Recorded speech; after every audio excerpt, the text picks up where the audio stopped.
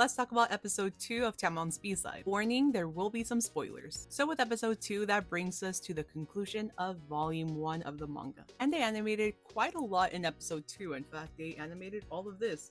Episode 1 was just this. The episode kicked off with one of Utage's fantasies, but I do have to emphasize that the Tamon that she's fantasizing over is Harihara, his A side, because in her mind, Harihara and Gloomy-hara are two different people. She's making that distinction so when she does go to work at his apartment, she can be completely professional. And Utage does take her role pretty seriously. Her agreeing to help him practice his fan service, but keeping, a physical distance between them at first was hilarious. And one of my favorite moments in the manga is when you physically see her head explode because she can't handle the fan service. And I was curious to see how they would animate this, and it's equally as hilarious as in the manga. This whole scene was just such a delight to see it animated. And in this scene in particular, there's something to note. So although all of these women are Tamon's fans, they have that in common, a lot of them are much more put together or stylish than our girl Utage.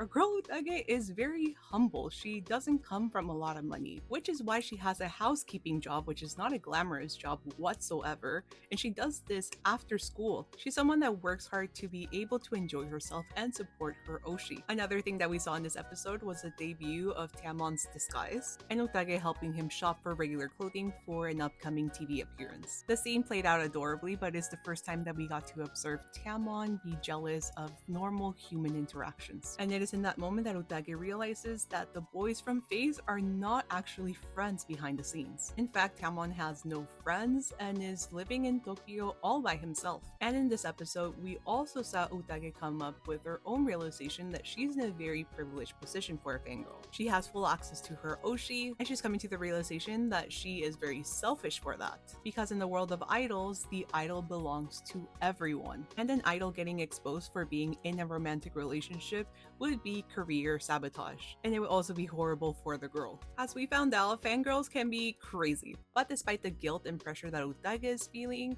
Tamon sees Utage as a very special person. So far, she's been one of the first people that truly has accepted him. And this scene animated was just so cute. I was actually a bit taken aback because the end of episode 2 actually made me tear up. The scenes explaining why Utage is so attached to Tamon are in the manga, but seeing it animated really tugged at my heartstrings. It makes me empathize with these two oddballs and root for them even more than I was already. So episode 2 was incredible. I'm having so much fun watching the anime.